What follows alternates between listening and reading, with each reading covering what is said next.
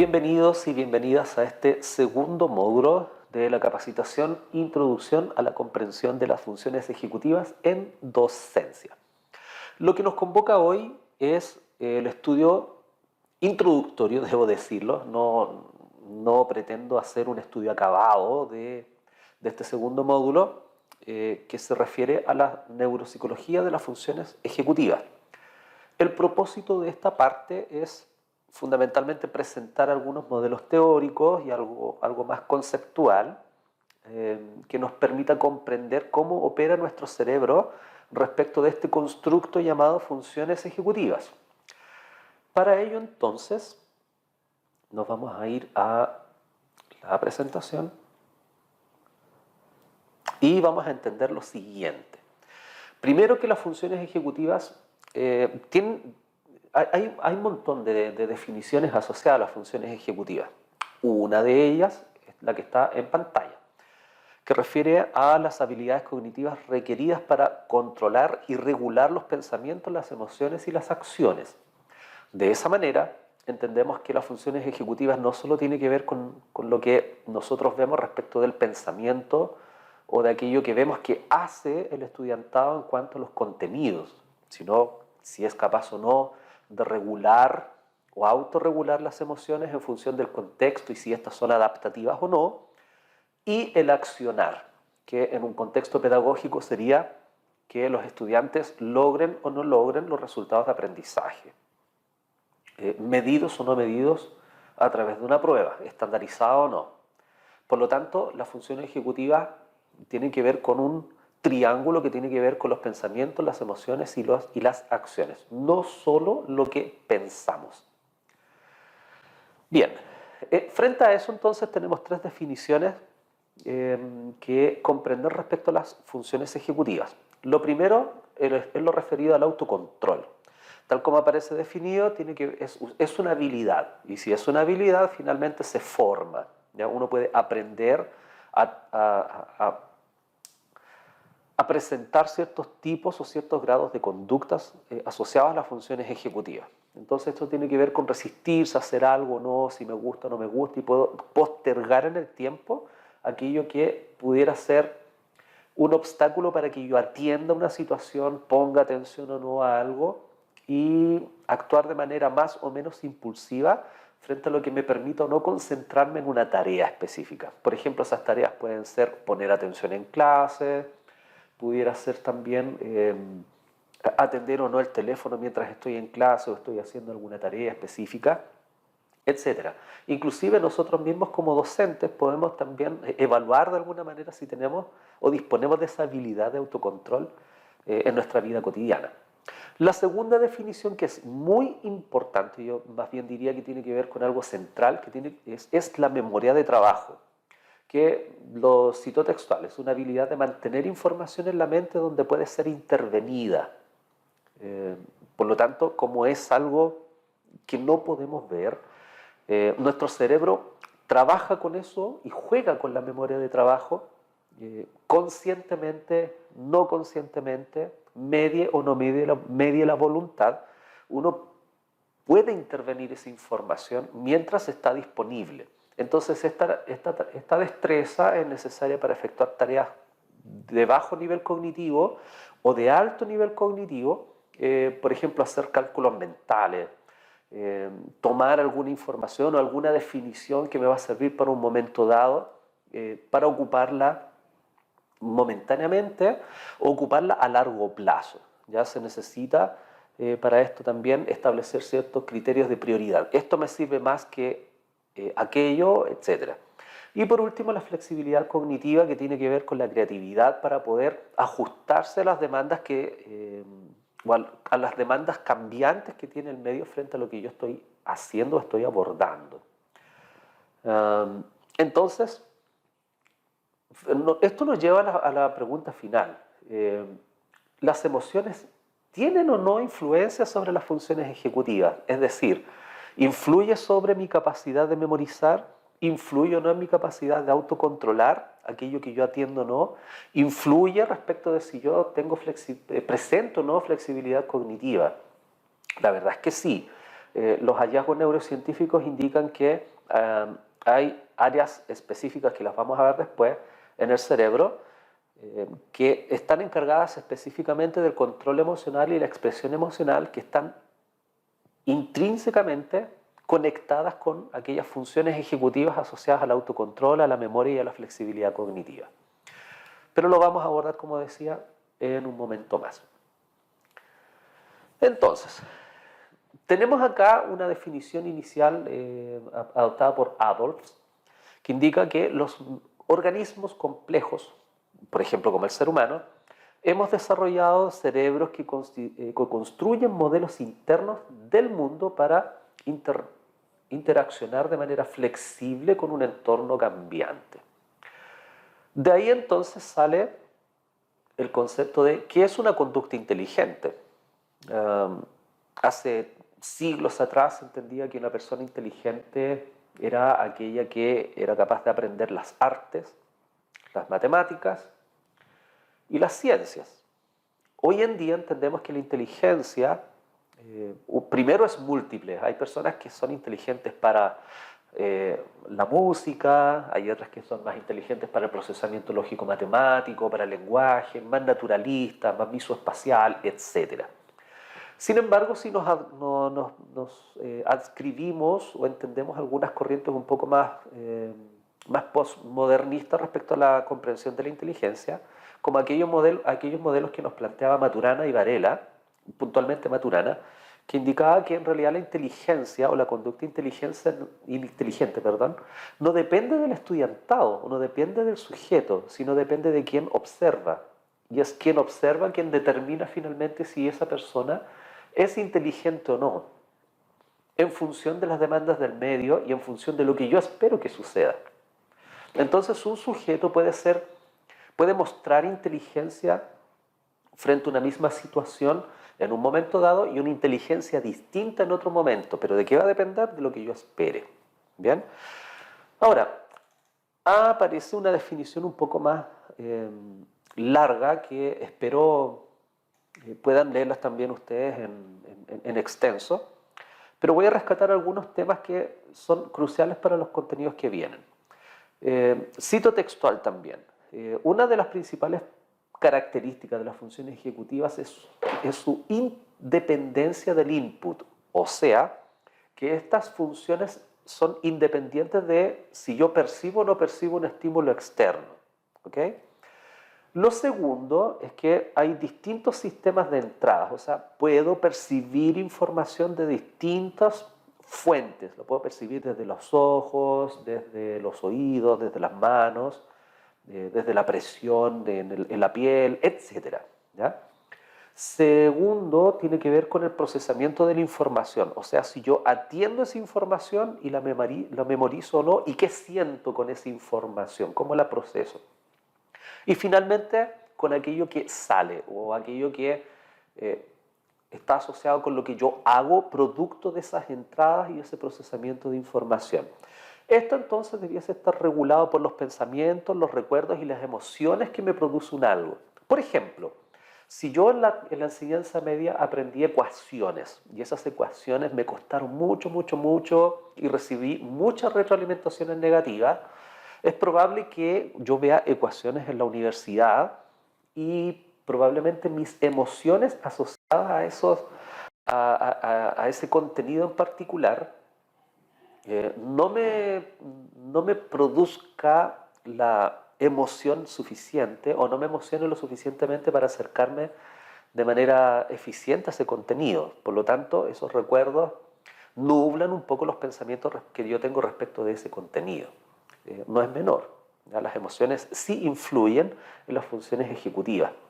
Bueno, por otro lado, entonces, el propósito de las funciones ejecutivas tiene que ver con alcanzar aquellos objetivos que nos tienden a mostrar conductas más adaptativas frente al medio. O sea, si el medio me está diciendo que tengo que aprender ecuaciones, yo voy y me adapto a aquello.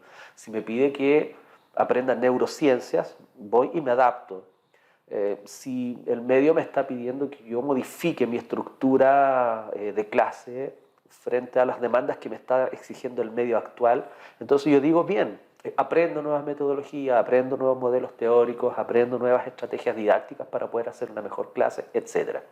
Entonces, eso además me va a permitir estimar y anticipar posibles resultados que tienen que ver con esas futuras conductas. Entonces, de ahí vienen los mecanismos de planificación, de intención y de toma de decisiones asociadas precisamente a estos modelos indicados en las funciones ejecutivas. Sé que estoy diciendo montones de definiciones, pero espero queden un poco más claras con este contenido. Bueno, aquí tenemos el cerebro. Dos cosas que tenemos que tener claras respecto de esto, sin entrar mucho en tecnicismos para simplificar un poco la comprensión de este contenido. El cerebro, tal como lo vemos acá, disponemos de dos imágenes. Una que está asociada a la visión externa del cerebro. Lo que a nosotros nos importa es la capa más externa, la más visible, como veíamos en la introducción, que es la corteza cerebral, aquella que está ahí. Se ve con surcos, con crestas, etc. Pero fundamentalmente la corteza prefrontal, que es la que está en la parte delantera. Aún así es posible entender que el cerebro también tiene estructuras internas. Insisto, sin ir a las partes, sin tecnicismos, pero tenemos la parte media del cerebro, o el mesencéfalo, donde tenemos el tálamo, el hipotálamo, la amígdala, que son aquellos centros también sensoriales y emocionales, que se vinculan, como decía adelante, con aquellas que están vinculadas con las funciones ejecutivas. Y aquellas áreas más ventrales. Ventrales quiere decir más internas, que también juegan partes importantes en las funciones ejecutivas. Por lo tanto, la función ejecutiva no solo tiene que ver con lo que está en la capa superior del cerebro, o filogenéticamente más recientemente formada, sino que tiene interacción con aquellas partes más ventrales, o asociadas también a aquellas que tienen que ver con lo neuroanatómico y lo neurovegetativo, que son aquellas señales nerviosas que permiten que uno respire, que parpadee cada ciertos segundos, que circule la sangre, etc. O sea, todo aquello que está encargado de que nosotros vivamos. Entonces, aquí tenemos la corteza prefrontal. Específicamente, en la parte frontal del cerebro, donde tenemos la corteza prefrontal, y dice dorso lateral porque igual están en ambos lados, la corteza prefrontal o frontopolar, y por último la corteza prefrontal ventrolateral, o sea, lo que está por dentro. No todo está necesariamente por fuera. Por dentro quiere decir que como el cerebro está dividido en dos partes, está como por los surcos internos del cerebro. Esos tres elementos tenemos que tenerlos presentes porque en esas tres áreas se integran aquellas conexiones nerviosas que están implicadas en las funciones ejecutivas. Entonces, teniendo eso claro, vamos a ver algunos modelos que están asociados a la comprensión de las funciones ejecutivas. Este primer modelo se llama sistema atencional supervisor. Muy en sencillo, contamos con una información sensorial de entrada que es percibida, ya sea por nuestros receptores que están ubicados en, no sé, en los ojos, en la piel, en los oídos, etc.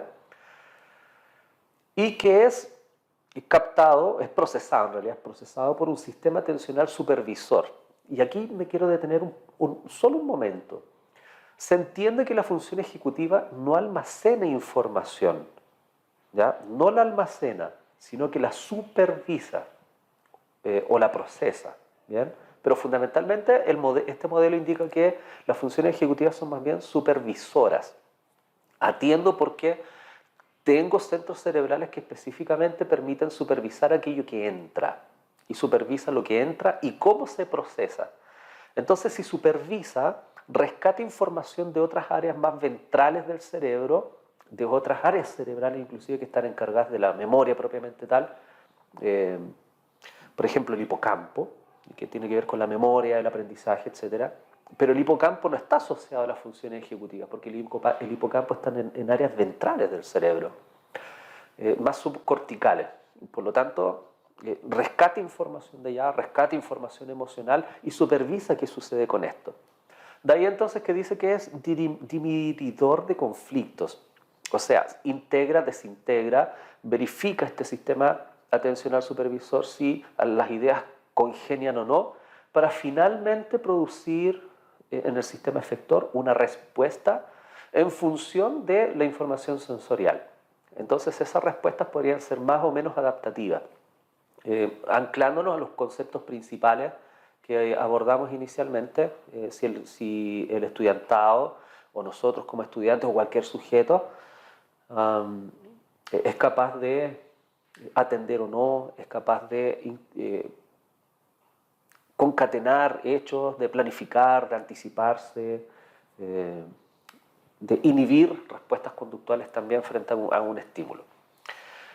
Entonces de ahí surge un concepto que está asociado a la memoria de trabajo. Esta memoria de trabajo, simplificadamente, procesa información en 3 pasos. Uno, ya que recibió información, la codifica en este proceso de supervisión, como decía en la diapo anterior. Luego manipula esa información, que es un proceso más demoroso. Y finalmente se busca una respuesta, sea adaptativa o no adaptativa, tal como aparece aquí abajo, utilizando un mecanismo de inhibición de conductas o de selección de conductas, que me va a permitir al menos demostrar si entiendo o no entiendo algo, sé o no sé algo, atendí o no atendí, me emocioné o no me emocioné. Por lo tanto, aquí tenemos codificación, manipulación y búsqueda de información asociada a la memoria de trabajo, supervisada por esto que llamamos funciones ejecutivas. Llegamos a otro modelo, que es el modelo de Goldman y Rakic, que indica que la información cerebral, perdón, la información sensorial, quiero decir, traspasa todo aquello que ya nombré anteriormente, pero llega a un sistema ejecutivo central. Ahí están las funciones ejecutivas. O sea, este sistema ejecutivo supervisa, recupera información de la memoria para finalmente llevarle una respuesta más bien motora. O sea, yo hago o no hago algo, escribo o no escribo, me movilizo a aprender o no, hago lo que el docente no me, o lo que no, hago o no lo que me dijo el docente, atiendo o no atiendo, etc. Y el segundo modelo, que también está asociado a la memoria de trabajo, pero específicamente al funcionamiento, indica que las funciones ejecutivas y específicamente la memoria de trabajo, al ser un sistema supervisor, en realidad trabaja con información que es fugaz. Y ese sistema fugaz, resumiendo mucho respecto a esto, trabaja con bucles.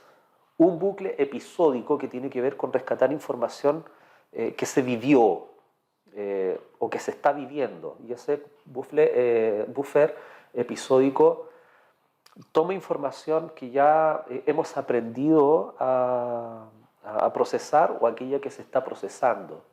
O sea, cosas que están sucediendo en el momento o cosas que sucedieron anteriormente, pero a manera de buffer, muy momentáneo. Y finalmente el buffer fonológico.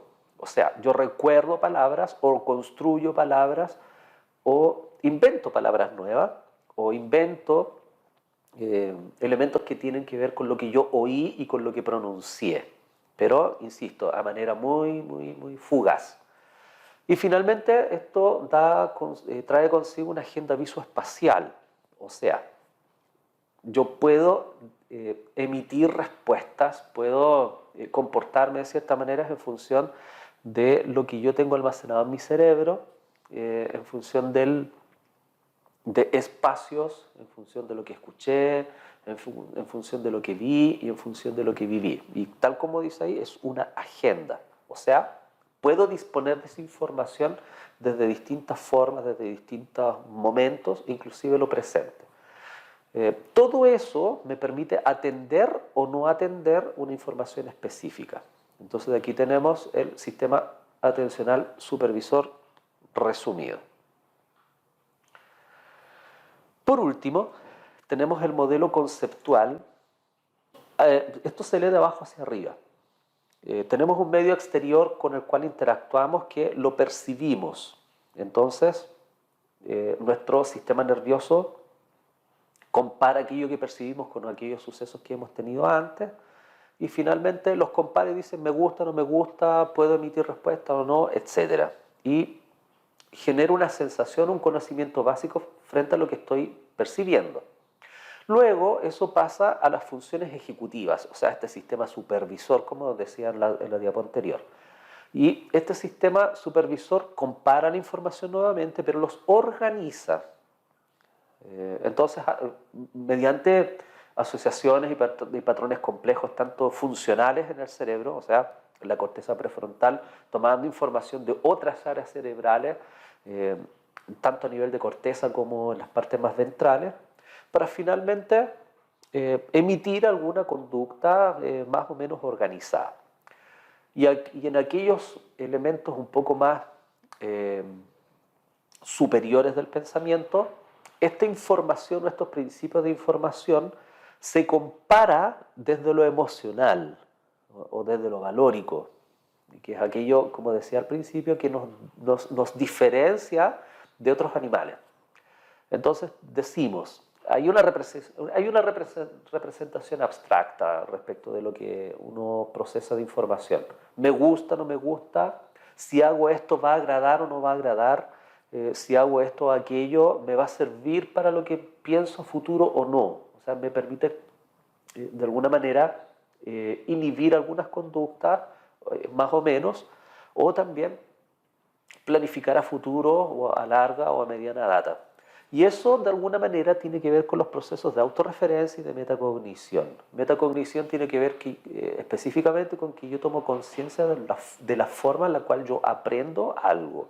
Entonces pienso hacia atrás y veo cómo estoy aprendiendo. Y el último modelo, que tiene que ver con el modelo de Strauss y Benson, muy parecido, se lee desde abajo hacia arriba también, ¿ya? Solo que la conducta humana la explica desde la atención y la percepción, o sea, yo atiendo o no, percibo, hay una memoria que vigila esa información que yo estoy percibiendo. Esto está como de manera paralela, no es que vaya secuencial, por si acaso.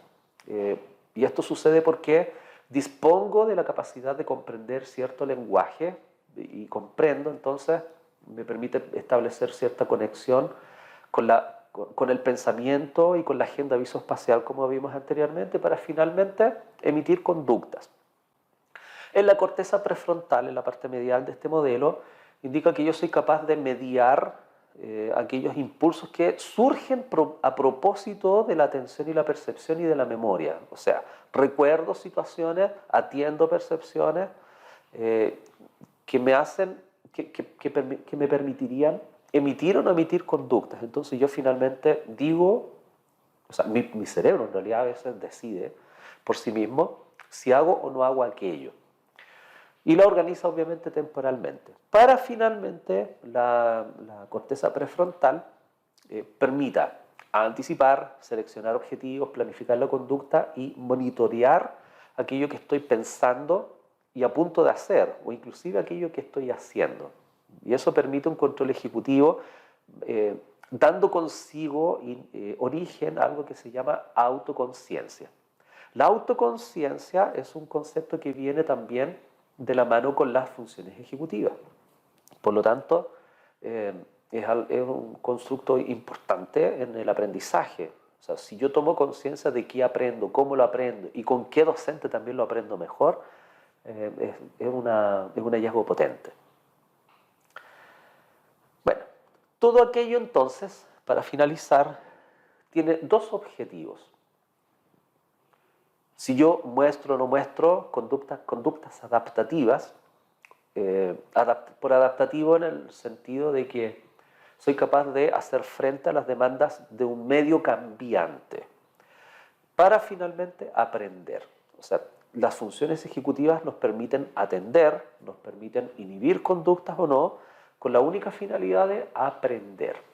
Entonces, frente a esta pregunta, entendemos con esto que el estudiantado va a aprender o va a aprender menos en la medida que nosotros y nosotras seamos conscientes de que aquello que enseñamos y aquello que dejamos de enseñar influye directamente en cómo formamos los cerebros de nuestros estudiantes.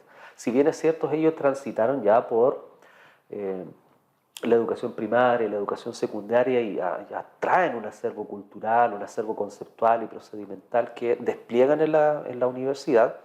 Sin embargo, en la docencia universitaria se sigue formando cerebro. Recordamos que el cerebro es plástico y a lo largo del ciclo evolutivo siempre aprende, siempre desaprende y es capaz también de formular nuevo conocimiento. Entonces, lo que usted y yo hagamos en función de esto, tomando conciencia de que las funciones ejecutivas siempre somos capaces de formarlas, influyen en el aprendizaje y cómo nosotros también sentimos respecto de lo que aprendemos. Mi recomendación es que si hay algo que no logró comprender en concreto, vuelva a ver el video o pregunte en los recursos que están destinados para ello en esta capacitación. Nos vemos en el próximo módulo.